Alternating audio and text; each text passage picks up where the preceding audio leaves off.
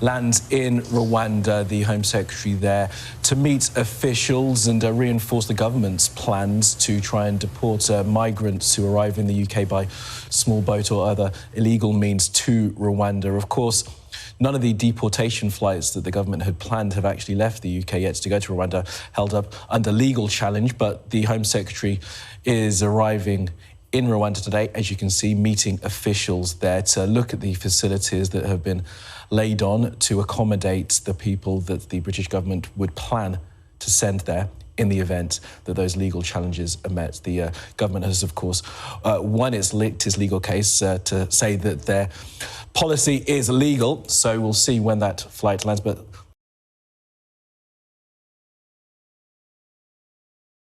suggestion to try and solve the migrant problem at the moment, because there's something like 600-700 a day coming across. What should happen is they should be processed on the Isle of Wight. Yeah, sorry, Isle of Wight people, how many's there? 100,000. The two prisons, Albany and Parker, should be emptied, the convicts relocated back to the mainland, and they should be processed there. Those that can stay, a handful hopefully, can stay. Those that have got to be returned will be returned. Any trade deal we have with their respective countries, we should put a tax or a levy on, or VAT, or whatever it is you put on. I'm not an economics whiz kid, so I'm not sure, but we should put some sort of charge on whatever trade we're dealing with these countries, because they can pay for it. Other than that, they get processed here and they don't go home, and the rest is history. We can see what's happening now. Our beloved Liverpool is vanishing before our very eyes. You can't blame these migrants coming here. I don't blame them. I'm just annoyed at the politicians that won't speak out. They won't speak up for the people, because the people of this country don't want it. They need to speak out. That's why they've been elected, right? The screenshots, like I've said, there's every type of benefit, help, agency there at the disposal for refugees. What about the 25,000 retirees that freeze to death every year? Well, there you go. Okay, I'm going to enjoy the rest of this Monday morning. It's a lovely sunny day. The Pierhead's a wonderful place. Okay, thank you. Hello, I'm still here in Liverpool city centre. I've now moved to the Pierhead, where HMS Enterprise behind me is docked. The video you watched of Suella Braverman arriving in Rwanda to discuss migrants, asylum seekers, refugees, whatever status they hold, being sent to Rwanda, the Rwanda program. And she arrived there yesterday, I think it was.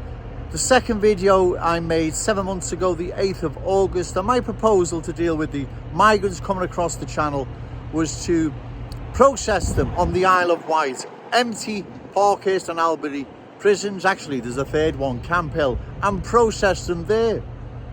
And then within a short period of time, if a handful make asylum, then okay, process them for the UK.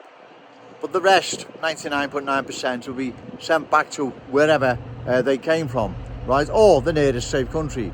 And like I say in the video about putting a levy or a charge on those countries we may have business deals with, those from those countries that are arriving on, at Kent and Dover after they've been processed at the Isle of Wight.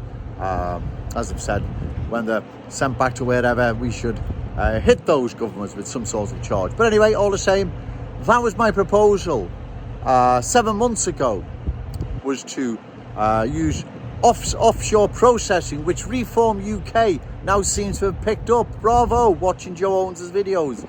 That's the only way to deal with this. And like the screenshot the front, Ellis Island was where America first dealt with its immigrants.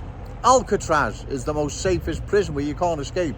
Devil's Island, Papillon, remember, where the French sent convicts, you couldn't escape. Isle of Wight is perfect, right?